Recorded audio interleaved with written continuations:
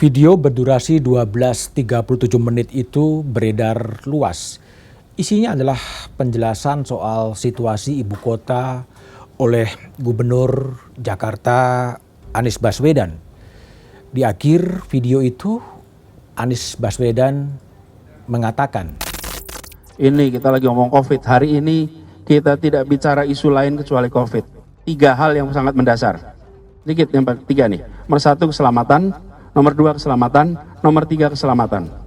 Urusan politik dan lain-lain itu nomor kesekian. Hari ini 3 itu yang penting. Gitu ya, makasih. jawaban Anies tepat. Dalam situasi genting seperti saat ini, sikap paling tepat dan paling bijak adalah bagaimana secepat mungkin mengendalikan COVID-19 dan mengutamakan keselamatan warga. Sebelumnya Presiden Joko Widodo juga berulang kali mengemukakan hal yang sama. Keselamatan rakyat adalah hukum tertinggi.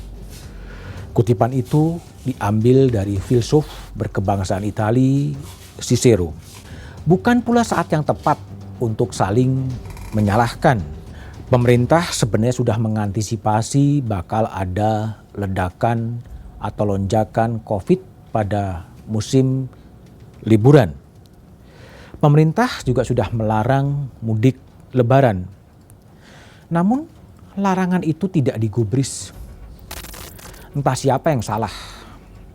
Rakyatnya yang bandel atau otoritas pemerintah yang melemah. Memang ada rakyat yang bandel, tapi ada juga sikap elit pemerintah yang tidak konsisten. Pada satu sisi melarang mudik, melarang orang berkumpul, tapi pada sisi lain ada juga yang menyelenggarakan pesta ulang tahun dan mengundang kolega-koleganya. Pada satu sisi mengimbau agar rakyat mengurangi mobilitas, tapi pada sisi yang lain ada juga yang kemudian mengkampanyekan untuk bekerja dari Bali, bekerja atau liburan dari Bali. Akibatnya sinyal saling bersilangan dan kemudian bingung. Tapi kembali lagi, dan akibatnya sekarang pelayanan kesehatan di beberapa rumah sakit hampir kolaps. Pasien tidak mendapatkan tempat, mencari rumah sakit sulit. Sama sulitnya juga mungkin dengan menjawab tes wawasan kebangsaan. Harian Kompas menulis Jawa darurat COVID. Republika menulis darurat rumah sakit, darurat nakes. Rumah sakit memang penuh.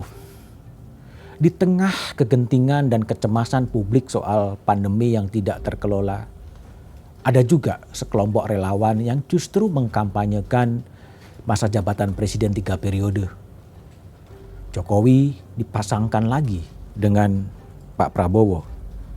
Begitu tega sebuah wacana dilempar di tengah kegentingan publik soal COVID-19.